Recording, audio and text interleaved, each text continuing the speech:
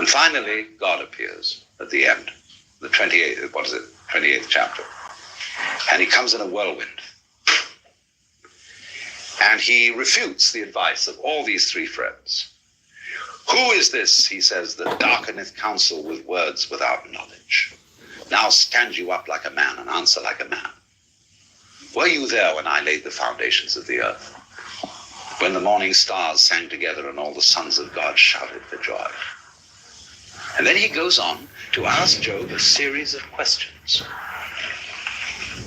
which include such questions as, why do I send rain on the desert where no man is?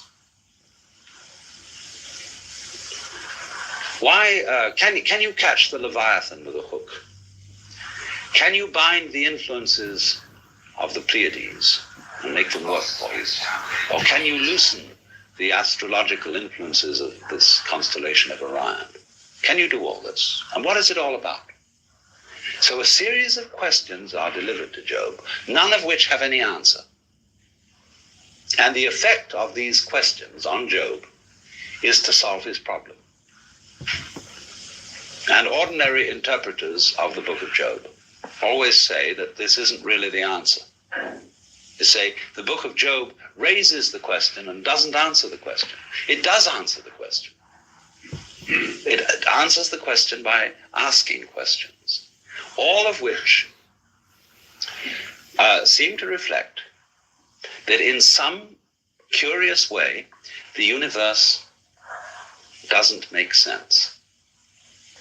Why do you send rain on the desert where no man is?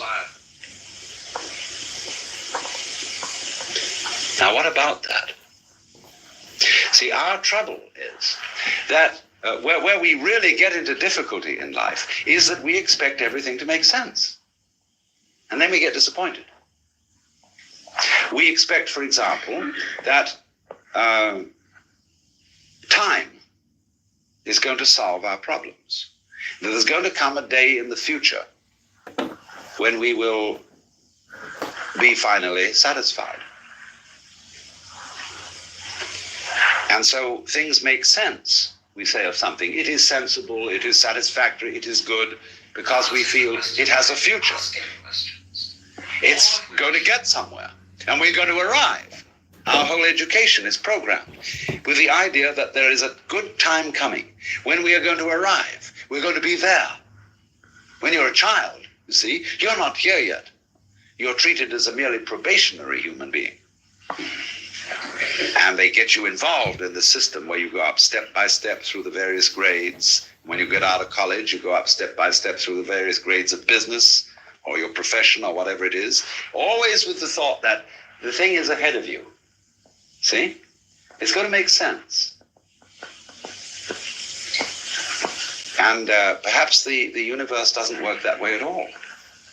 Maybe instead of that, this world is like music,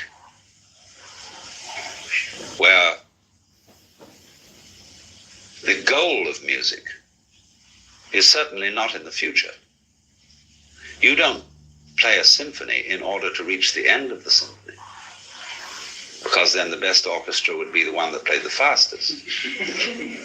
You don't dance in order to arrive at a particular place on the floor.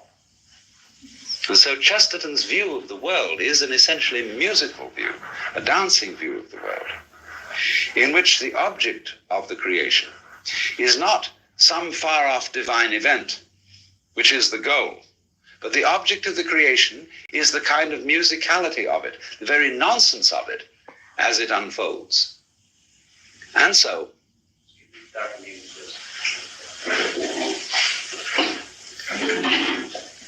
that when you talk sense, your words refer to something else. In other words, if I talk about tables and chairs, these sounds that I'm making, tables, chairs, refer to something in the physical world. The sound table is not the table, but it refers to this. But then when